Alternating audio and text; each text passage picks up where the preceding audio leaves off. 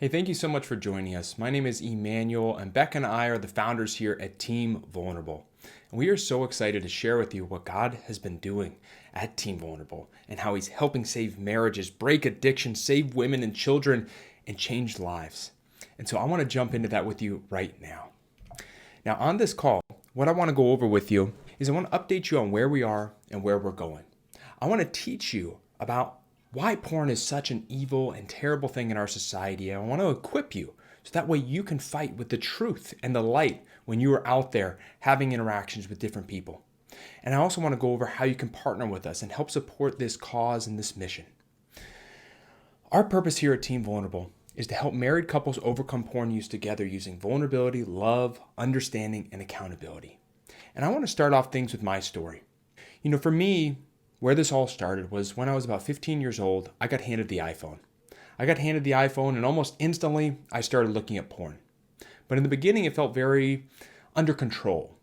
But as time went on, I started looking at more and more porn. Things started to feel a little bit less out of control.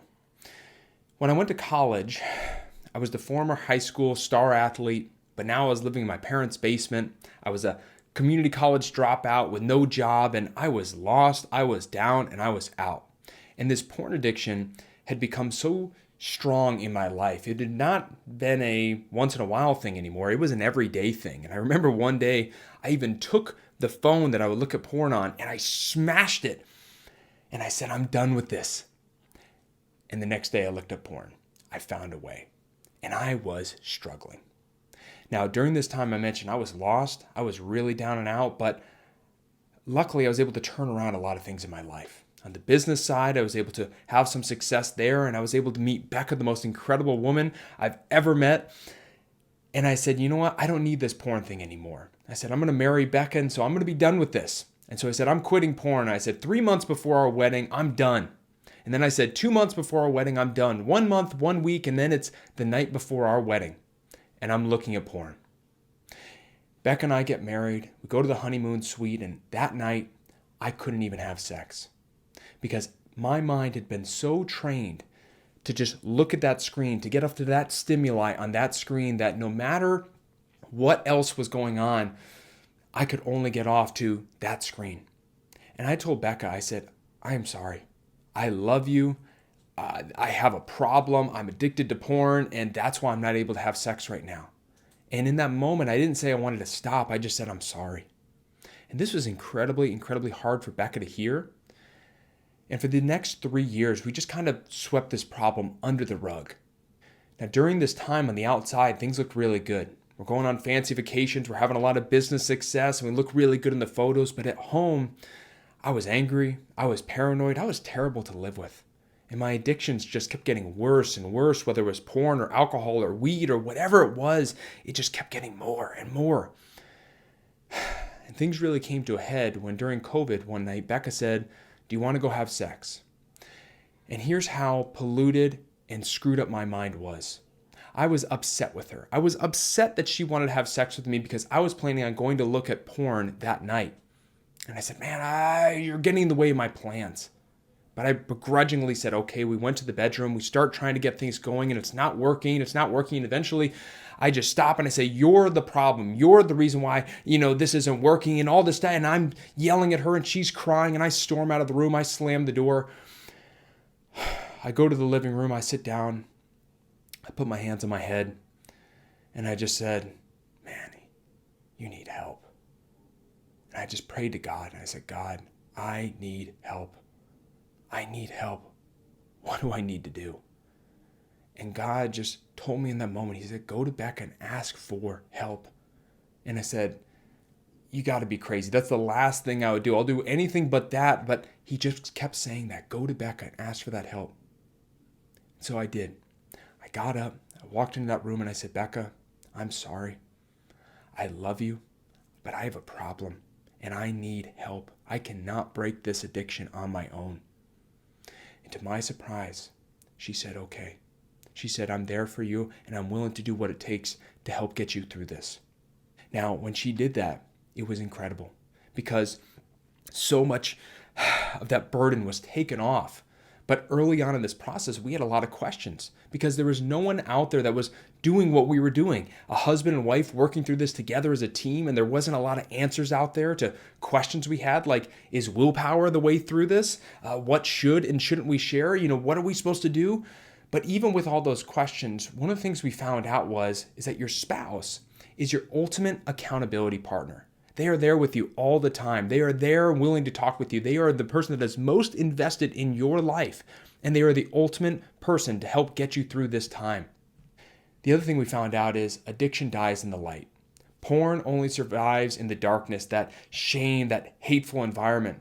But when you take it out, when you expose it to the light, it starts to die.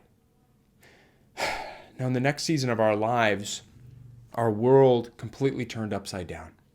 My father passes away suddenly. I become the CEO of the company. All of a sudden, I'm sitting at the funeral, and I'm looking out at all the people that came out to my dad's funeral. And I'm going, wow, my dad did what he was supposed to do with his life. And I asked myself that question, Manny, are you doing what you're supposed to be doing with your life? Is this your purpose to be running this company? And I remember over those next few weeks and months just praying about that. And God just kept telling me, walk away and follow me. And he just kept saying that. I kept saying that. I said, well, God, show me what you want me to do first, and then I'll make the decision if that's a wise thing to do or not.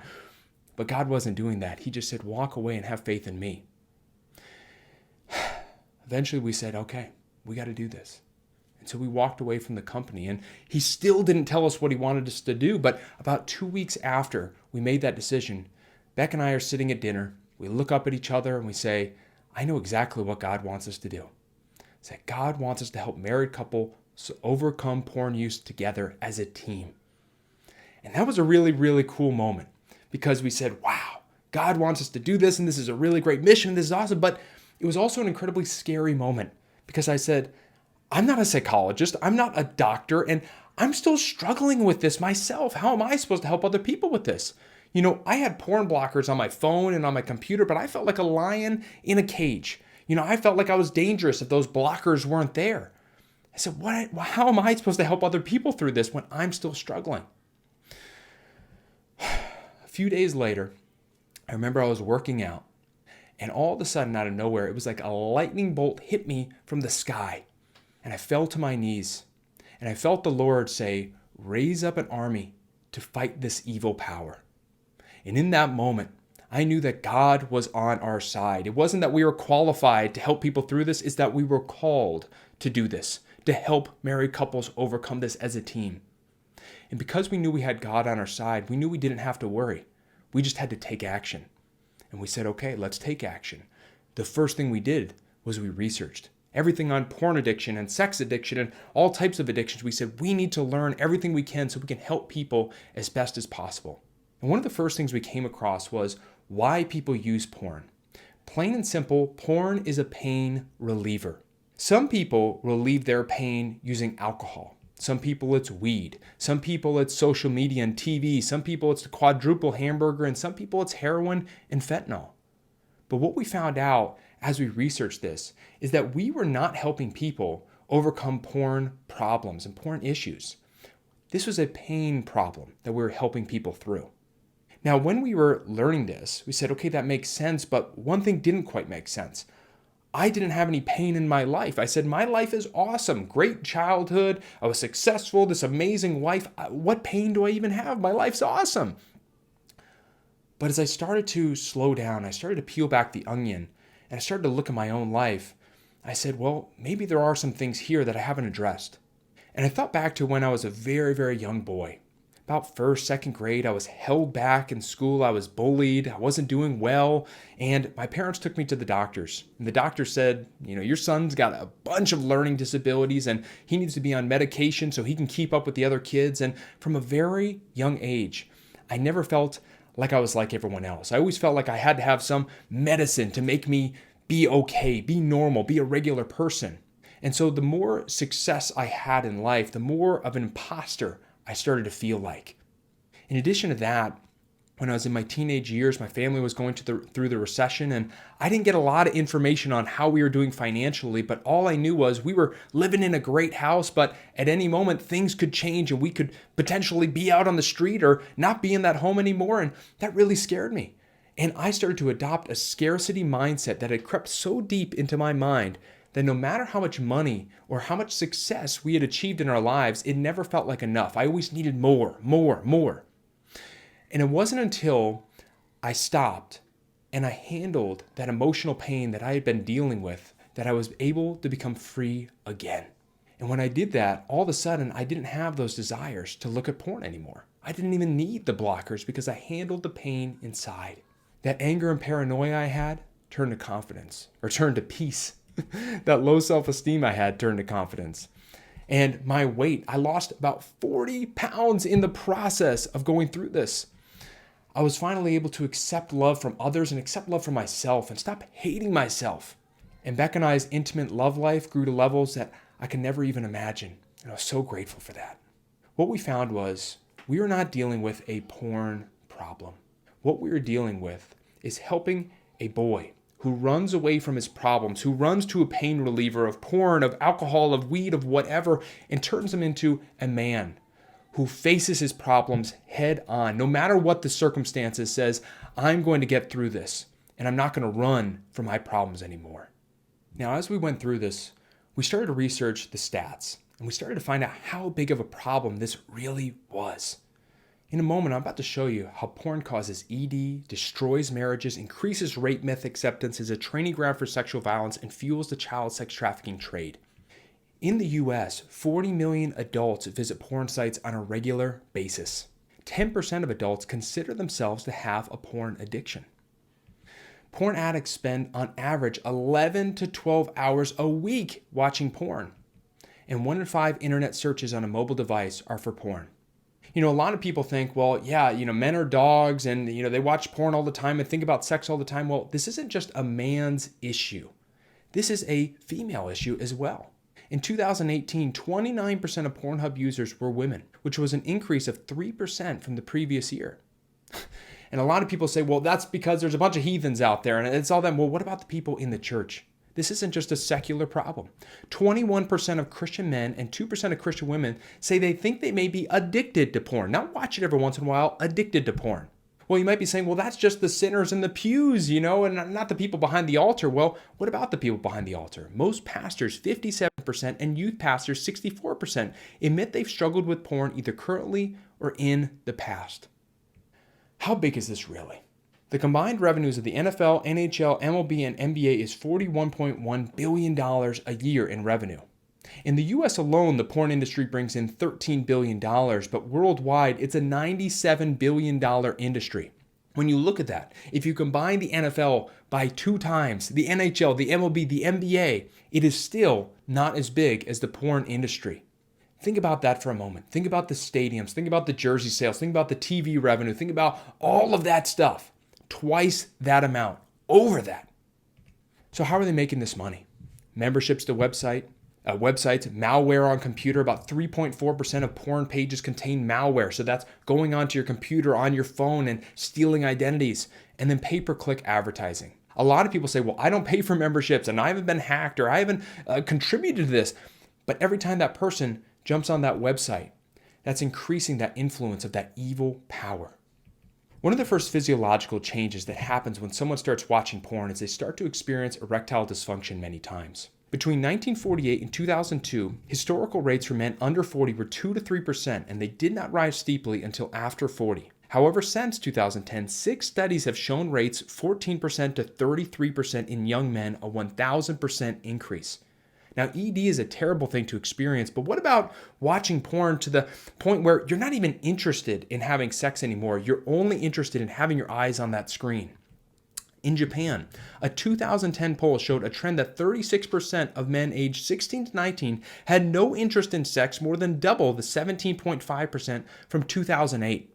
Well, you might be saying, well, that's Japan. That's the other side of the world. They got a different culture and they're into different stuff. Well, what about France, where all they do is have sex?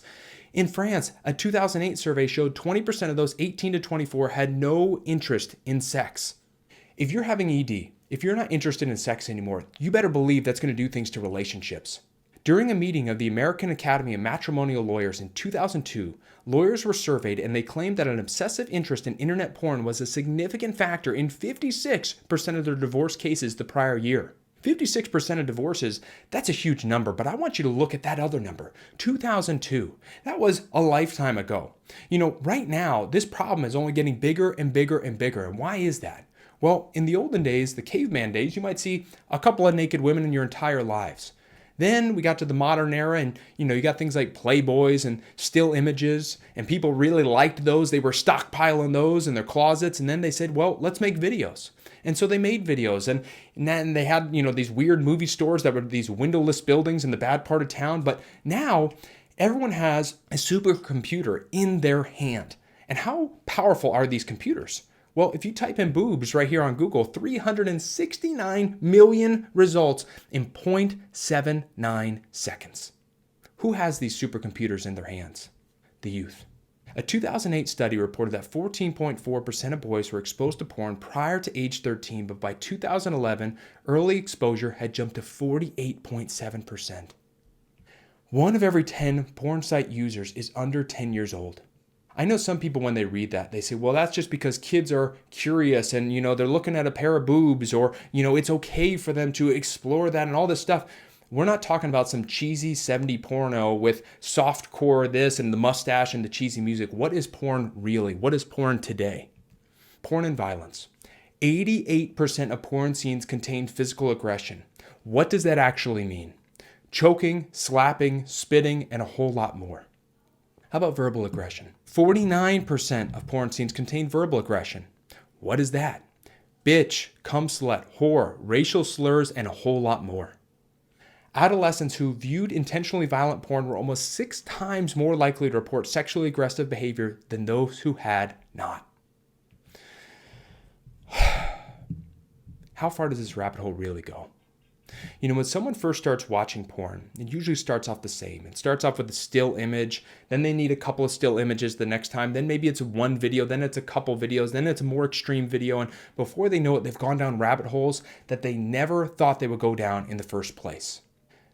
Right here, changing men's taste.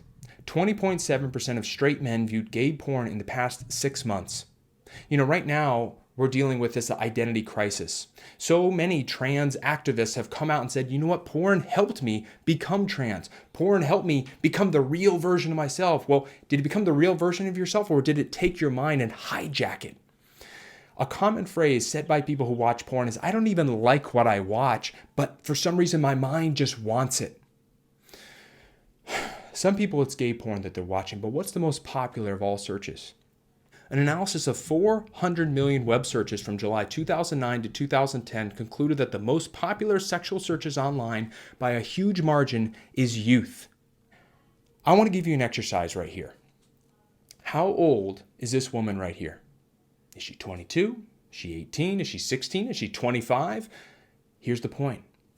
We don't know. And here's the point.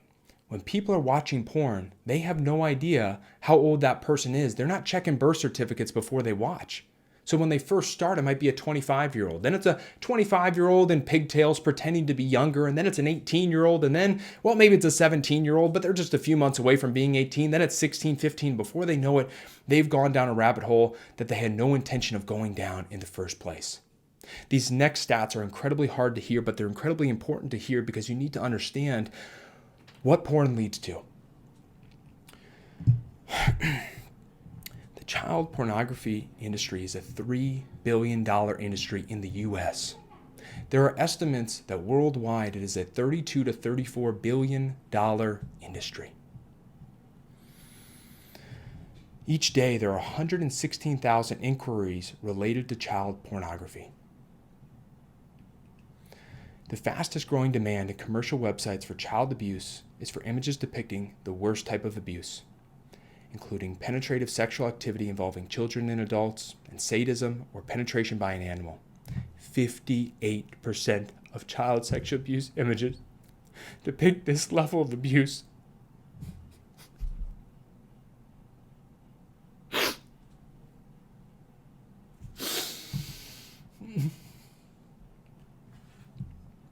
98% of child sexual abuse material reports involve children under 13 years old, 30% of which involve children under 10 years old, including infants and toddlers.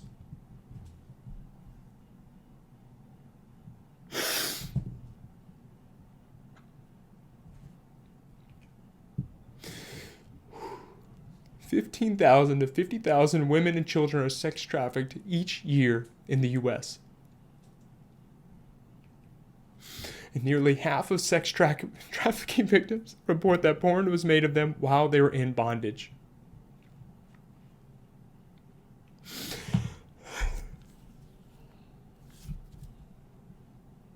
How is this possible? How is this possible that we have this type of evil in our world? Who does these type of things? Well, I want to show you how porn leads people down this rabbit hole. Everybody starts the same way. You get in the door with the vanilla stuff, you're just watching a few videos, it's nothing crazy, but then the mind starts to lose control. And then you become trained to do what you see. And this has been studied over the years that porn users have been seen to have a 31% increase in risk of developing sexually deviant tendencies, a 22% increase in risk of committing sexual offenses, and a 31% increase in risk of accepting rape myths. What are these rape myths? She was asking for it wearing that. Come on. Hey, she didn't fight it, so it wasn't rape. Hey, she went home with him, so it wasn't rape. Hey, she said no, but she really meant yes. Think about the minds that have been warped, that have been changed, that think that this is okay. The fact is that porn causes ED, destroys marriages, increases rape myth acceptance, is a training ground for sexual violence, and fuels the child sex trafficking trade. I know this seems dark. I know this seems incredibly daunting. But I want to show you the silver lining. Just by speaking up, we can make a difference. In the 1980s, after the health threats of smoking became widely publicized, about half of Americans who had ever smoked addictively quit. Most remarkable of all, more than 90% of them quit without any kind of treatment. I want to tell you the story of Shawn. When we first started, when we heard this, when we read these stats, we said, we got to speak up, because just by speaking the truth, we can start to make a difference. And so we started making videos, and we started putting them out on YouTube. And when we started, these videos were terrible. They were low quality. They were just not that great. And for the first 2 months, nothing really happened. But then all of a sudden, the phone rang. It was a man named Shawn. And Shawn said, I just watched your video titled, How to Tell Your Spouse You Watch Porn and That You Need Help. And the next thing he said was, thank you. He said, thank you. He said he'd been struggling with this problem for over 20 years. And his mind had been telling him to cheat on his wife, to leave his wife, to break up the family. And he said, thank you, because now he was able to release this burden. And he was able to start walking towards freedom and a life away from porn. What was so beautiful about Shawn's story is that he told us that he'd been carrying this burden for so long, and he didn't want anyone else to go through what he went through. And so he said, I'm going to start telling my friends who are about to get married and other people I know who watch porn about this, because I don't want them to have to go through that same struggle that I did. And now all of a sudden, a man on the other side of the country was sharing that truth with other people that we'll never know, we'll never meet, but they're going to have that freedom as well. God has been so heavy-handed in the way he's been working in this journey. One of the most amazing things was 10 weeks after that phone call. It was my father's 1-year anniversary of his passing. And that was an emotional day because my father was my hero. And Shawn gave us a call. And he said, Manny, I wanted to tell you that it's been 10 weeks since I've looked at porn. And if it wasn't for you and Becca standing up, making that video, then me and my wife were about to get a divorce. And because you guys stood up to this problem, me and my wife, our relationship is becoming stronger than it's ever been before. He said, thank you. I said, wow, how cool is that? So we kept going. We kept making more YouTube videos, and then the support and the everything just kept flowing in, people saying thank you for, speaking up against this thing. Nobody wants to talk about this, and thank you for what you're doing. So we said we got to keep going. And so we made a program. And our program was designed for husband and wives to go through together to fight this as a team using love, understanding, accountability, and vulnerability. And the 7-part program that we created starts with the mindset, bringing the husband and wife together so they can fight this as a team. It's not about hate and shame. It's about love, understanding, accountability, and vulnerability, as we talked about. The second part of the course, we attack that emotional problem that's going on inside. So that way they don't have those same urges to even look at porn the way they did before. Then the next thing we go over is coming together. Now, this is a bit of a double entendre, but coming together as a team so they can communicate better, so they can have a better love life, so they can have a stronger marriage than they've ever had before. The next thing we do is we teach them the logical side about addiction. I had always been told, Manny, you got an addictive personality. Well, why? Why do I have an addictive personality? Why am I like this and other people aren't? We teach them the science behind it so that way they can break the cycle and they don't need to be an addict their whole lives. After that, we go over the truth behind the fantasy of porn. We teach them about how evil this industry is. And what's so beautiful is when you get someone and they're addicted to porn, and then you get them to, they're indifferent to porn, and then you get them to, no, I actively want to fight against this industry and stand up. It's an amazing thing to see that. After that, we examine their lifestyle. You know, the students who have gone through a course, who have taken action, what we've seen is they get into better shape. They usually get a better job. They start making more money. They start giving more to their church. They have better confidence. Their relationships improve. Their love life improves. Their marriage improves. It's amazing to see because all these things work together. After that, we teach them how to pay it forward. They've changed their lives. Now it's time for them to go out and change other people and inspire others. But when we started promoting this course, we were charging a few thousand as the investment to get started with this program. And one of the things that was happening very often was we were getting people on the phone and they're saying, I want to make a change, I want to do this, but I'm really struggling financially and I can't do this right now. And many people who are struggling with porn, they're using porn as their pain reliever because maybe they lost their job or they're struggling financially or whatever it may be. But we remember running across this challenge many times. And then we ran across David. I was talking to David. He's 22 years old. He said, I've been struggling with this problem since I was 11. At my worst, I was jerking off 6 to 10 times a day. But now I'm getting married, and I don't want to bring this problem into my marriage. I want to honor her. I want to be done with this forever. And I said, David, you know what you need to do? You need to get started with the course. And he said, I know, but Emmanuel, I don't have the money. I literally cannot do it even if I wanted to. And I remember in that moment, just hearing the Lord say, just tell him to do whatever he can. Just do whatever you can. And I told David, I just said, you know what? Don't worry about it. Just do whatever you can. And he said, I got $40 that I can put towards this. And I said, well, then you got the program. Let's get started. Let's get moving forward. Now, what was so cool about this is after that happened, I was getting everything going. And I said, David, tell me some more about yourself. And he said, well, I'm actually in the Missouri National Guard, and I'm actually in the barracks at Fort Leonard Wood. And I said, hold on. Would you believe it if I told you that God told me to raise up an army to fight this evil power? And how fitting that the very first person to get started with this course, name is David, the mighty warrior of God.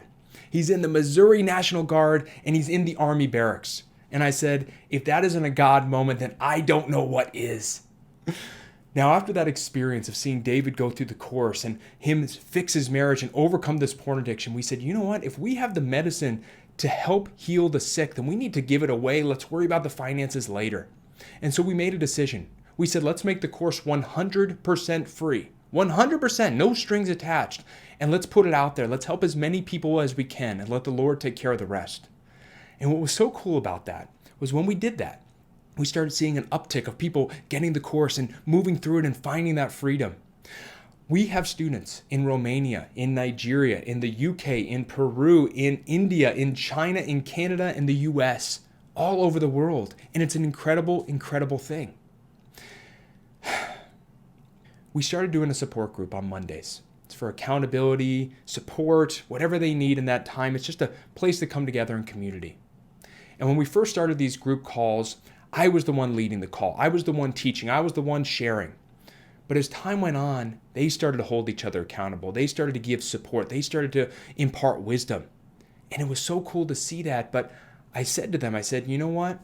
How fitting that God told me to raise up an army and that the people's names on this meeting right now are David, Daniel, Jesus, and Emmanuel. And I said, again, if that isn't a God moment, then I don't know what is.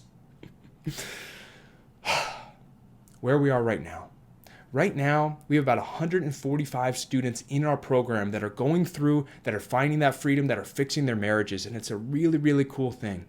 And right now, as a nonprofit, Google has a really cool program that they allow nonprofits to be a part of if they qualify, where they give you $10,000 a month in search ads. And that's an awesome thing. But there's one challenge. It's incredibly restrictive. And because of the nature of what we're doing with porn in our title and porn, Google doesn't think we're doing a lot of good things because it's a computer. It's not a person who understands we're fighting for the truth and the light, not the evil side. So they restrict our ads a lot. But we want to change that. We want to do something about it because we have a big goal. Where do we want to go? Well, this year, we want to get that course into 1,000 couples' hands. And the idea of helping 1,000 couples find that freedom, repair those marriages, and save them from getting that divorce. And the way that we're going to do that is with our goal. We have a goal right now of raising $250,000 this year. And the way that money is spent, 45% of that is salaries and contracts for Becca and I. And we want to bring on other really great, talented people to help further our influence and bring this company up to levels that it's never been before. 5% of that goes to website tech, administrative costs, but 50% of that we want to spend on advertising. That's Facebook, that's Instagram, YouTube, Google search, and we want to get it out there. Because here's what's amazing. Even right now, with our restrictive ads that we have through Google, every $1 spent on ads helps us reach 2.5 people with hope. Every $114 in ads leads to one course sign up. And with your help and support, we can help over 1,000 couples start the course. Now, the way that we're going to do that, we need a team to go through this. We need an army of people to help us achieve this mission. We need 3 donors at $25,000. We need 5 donors at $10,000, 10 donors at $5,000, 50 donors at $100 a month, and 25 donors at $50 a month.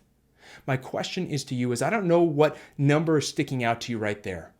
But if this is something that God is putting on your heart, then I want to ask you to stand up and fight with us. Join the army, join the team, and help us bring down this terrible industry. Help us free those who are struggling with this addiction. Help us save those marriages, women and children, those minds. Let us free them.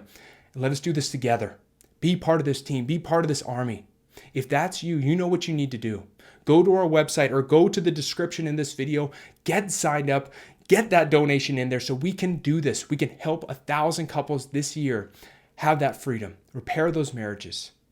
If God is putting that on your heart, you know what you need to do. It's time to take action. Thank you for being here, for staying on, for hearing this message. And again, if God is putting that on your heart, it's time to take action now. Let's save those 1,000 marriages. Let's do whatever it takes. Thank you for joining us in this battle. Now let's bring down this evil industry together as a team.